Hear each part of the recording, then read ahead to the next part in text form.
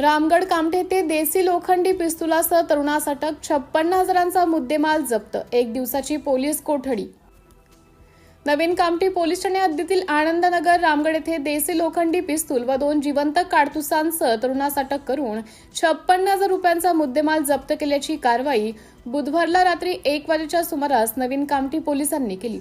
नवीन कामठी पोलिसांना मिळालेल्या गुप्त माहितीनुसार आनंदनगर रामगड येथे राजू गजभी यांच्या घरी भाड्याने राहत असलेला आरोपी इरफान हुसेन शेख वय 30 वर्ष याच्याकडे लोखंडी देसी पिस्तूल व जिवंत काडतूस असल्याची गुप्त माहिती नवीन कामठी पोलिसांना मिळाली असता पोलिसांनी बुधवारीला रात्री 1 वाजेच्या सुमारास आरोपीच्या घराची झडती घेतली असता घरात देशी लोखंडी पिस्तूल व 2 जिवंत काडतूस मिळून आल्याने आरोपी इरफान हुसेन शेख यास अटक करून त्याच्या जवळून देसी लोखंडी पिस्तूल व 2 जिवंत काडतूस जप्त केले।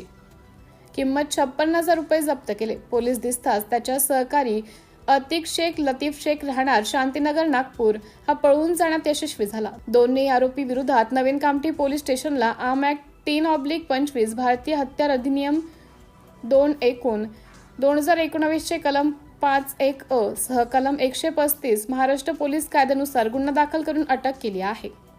आरोपी इरफान हुसेन वय 30 वर्ष यास कामठी येथील प्रथम श्रेणी न्यायालयात हजर केले असता न्यायालयाने 1 दिवसाची पोलीस कोठडी दिली। यामुळे त्यांनी देशी लोखंडी पिस्तूल कुठून आणले व त्याचा उपयोग कशासाठी करणार होता किंवा कोणाला विकणार होता याचा योग्य तपास करून फरार आरोपी अतिक शेख लतीफ शेख याला त्वरित अटक करण्यात येणार असल्याचं नवीन कामठी वरिष्ठ पोलीस निरीक्षक महेश आंधळे यांनी सांगितलं आहे।